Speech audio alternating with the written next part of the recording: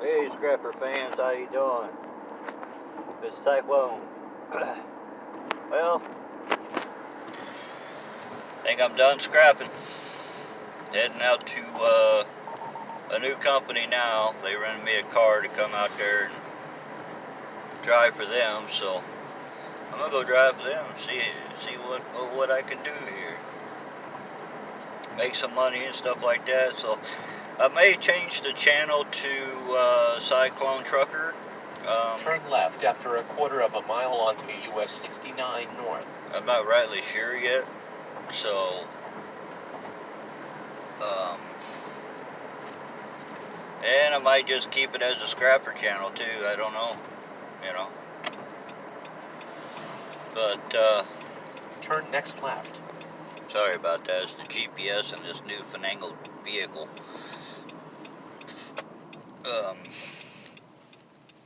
So I had fun doing it. I'm not gonna lie. I mean, it was fun. I enjoyed it. I hope you guys will see me all right. The sun's glaring a little bit, but turn right after 3/4 of a mile onto County Highway F22. Don't you just love it when somebody tries to tell you how to drive? You know, I haven't even left the state of Iowa yet. They're already telling me how to drive. I'm thinking about doing some trucker videos. I see a few of them that are on YouTube already, but I hate to say it, but some of them I don't trust.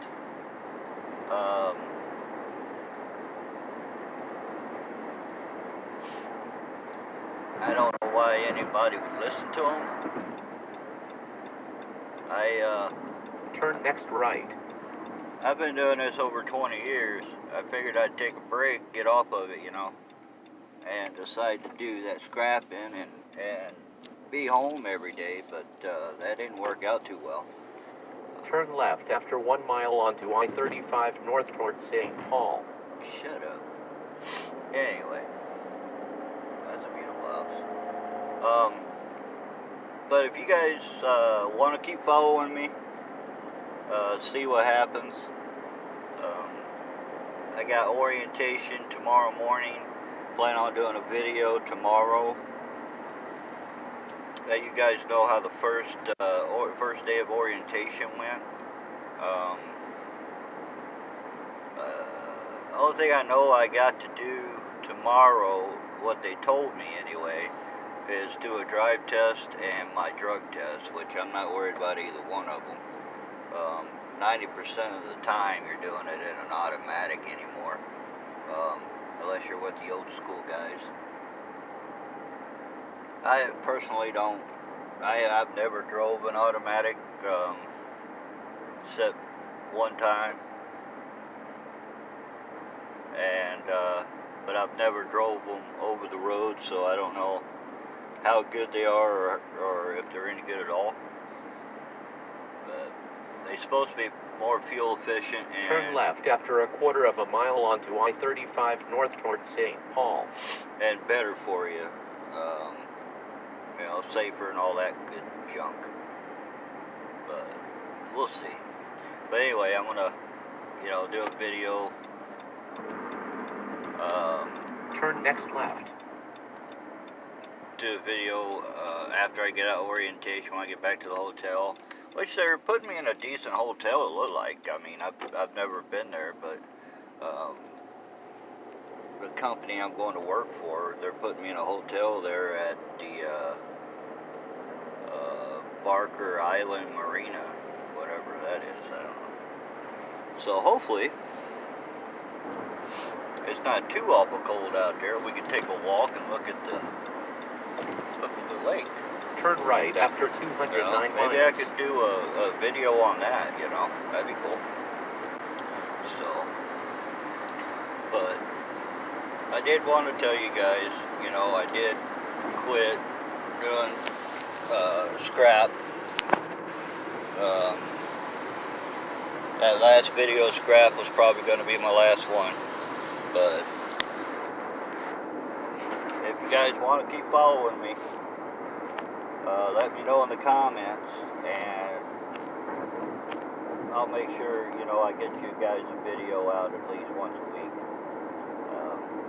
Some videos might be for, you know, wherever I'm at, you know, what state I'm in and all that good stuff. I had a dash cam in my other truck,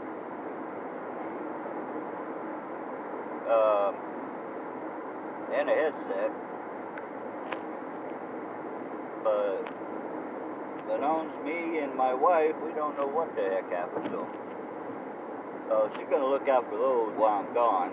She's at home. She's going to stay home this trip. If the roads ain't bad next trip, then she's going to come out and stay out with me. But gotta do that and have, you know, bring my dog with me. I'm going to miss my dog while I'm out here. I usually don't go anywhere without him. He's already mad at me because he seen me packing my stuff up and he knew what was coming. So he tried to follow me out the door. But you know, when you have a co-driver like that, I wouldn't call him a co-driver, he never drove, but you know, you had a partner that went with you every time you went out, you know, it's tough. It's tough to get back out there and do it by yourself, you know, after you're used to having your dog or your wife or whatever, you know. So they were happy with me. So I'm gonna keep watching you scrappers, you know, just because I'm not doing it anymore. Every time I get a chance, I'll keep watching you guys do it. Scrap it up, girls, definitely. Florida scrapper, definitely.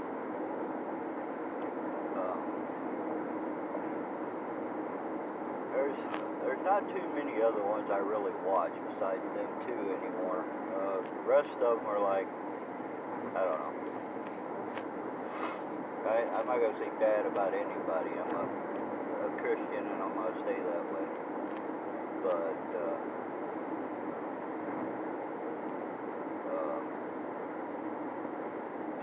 it says I'm going 70, but I feel like I'm going 55.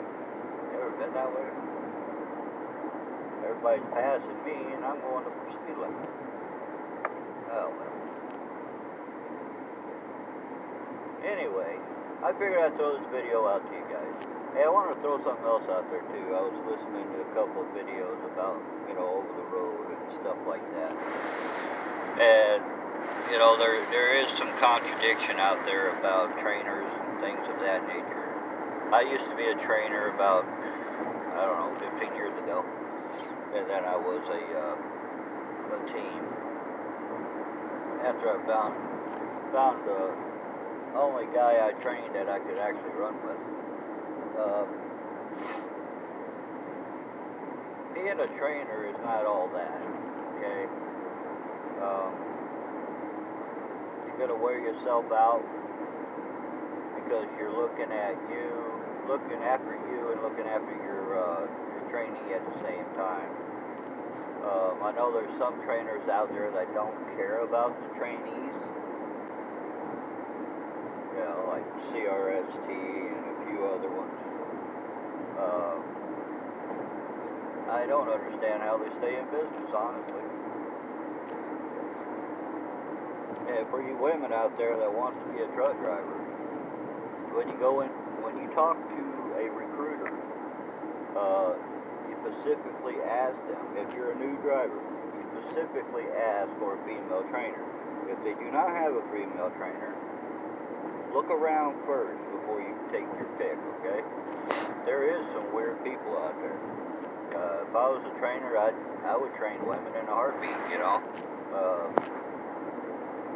Not to be sexist or anything, but I'm going to tell you right now, women are one of the best listeners and the best trainees you can have. And I'm not trying to kiss your butt or anything, but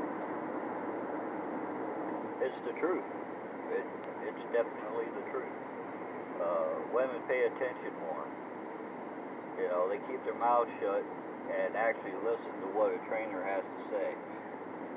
Not you know, like some of these guys that come out of trucking school thinking they know everything, and you don't know jack shit. Okay? The trainer's there to teach you. If he's not teaching you the way you're supposed to be taught, pardon me, call your driver manager and tell him, hey, I want a different trainer. You know, this guy's not teaching me nothing. The only thing he's doing is sitting in the passenger seat sleeping or playing his video game. I ask him a question about something, he don't want to answer me. Okay? You don't have to put up with that. The new drivers that are coming out of trucking school, make sure you get a good trainer. You know, if you get put with a trainer, you know the guy's name, go up to the driver manager or the safety manager and talk to him about it. You know, ask him how good of a trainer is he? Is there past students I can talk to that had him as a trainer so I can see how good he's going to be? Because I want to learn. I'm out here to learn, you know. You're not out here to just stuff the monkey under the seat, you know, or under the steering wheel, I'm sorry. You're not playing stuff the monkey, or however they call it nowadays, you know. You're not a seat cover. So, I know I'm just dragging on, and you guys probably don't really care about this. But some of the guys out there that are new, some of them are getting hosed, you know. I remember years ago when I first started, and this was back in, I first started in 97. Yeah, 97, I think. And, maybe 98. I don't remember. Anyway, back in the 2000s, you know, I used to sit at truck stops for dinner and sit there listening to people because they'll have a group of trainers sitting at a table, especially over like at I-80 truck stop or some places like that, you know, even up here in Wisconsin. Trainers, I apologize, trainers, they'll sit there and they'll talk amongst each other, and if you're sitting close enough, you can hear them. You know, there's these, you know, back then there was trainers that were just, you know, they'd tell their student, go ahead and go inside, take a shower, do whatever, you know, and drive off. That's not right.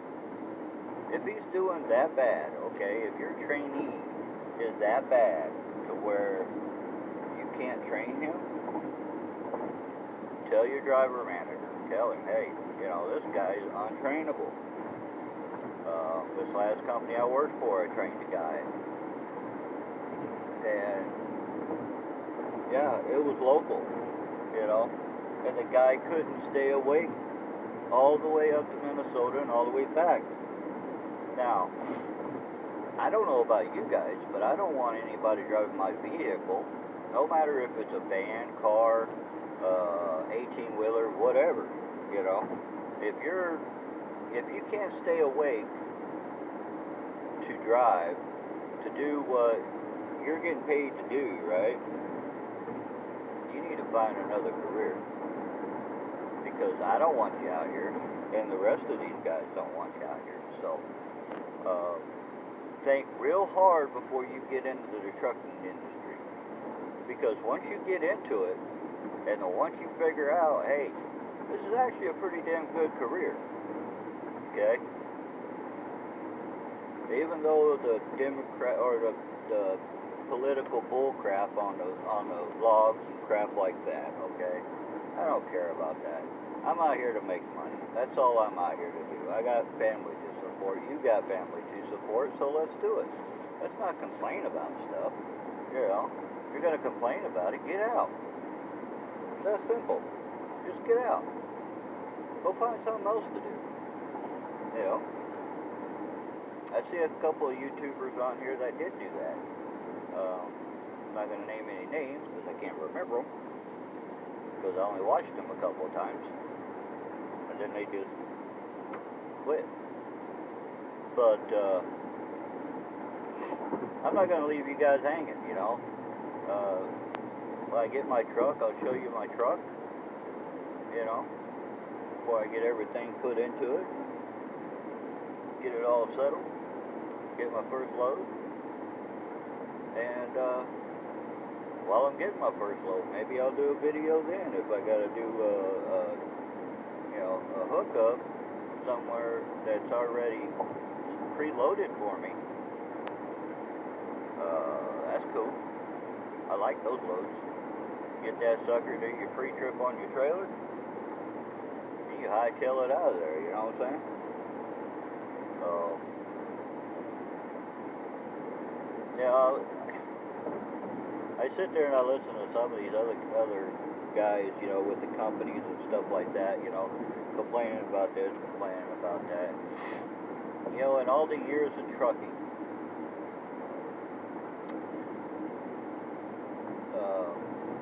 truck drivers did not get paid worth of crap.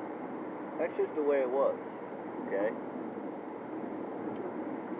Everybody thinks we're rich out here because we're driving these $1 million vehicles that is insured for $1 million, but, you know, they're not. Altogether, I mean, if you get a brand new vehicle, depending on what it is, okay, depending on what it is, brand new vehicle and a brand new, let's say, dry van with the Cascadia behind it, or in front of it, I'm sorry. That's what, 200? It's about 200 grand? 220, something like that? So, those are paid for in probably 5 years, if a company keeps them. Sometimes they don't keep them, they just lease them. That's how they rotate them, you know. But,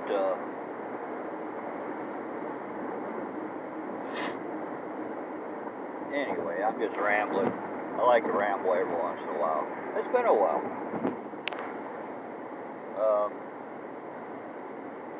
Another thing,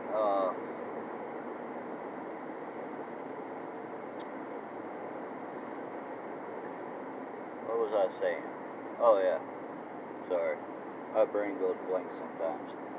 But anyway, we got, you know, you got people out here complaining about companies like, oh, I don't know, just throw any of them in there.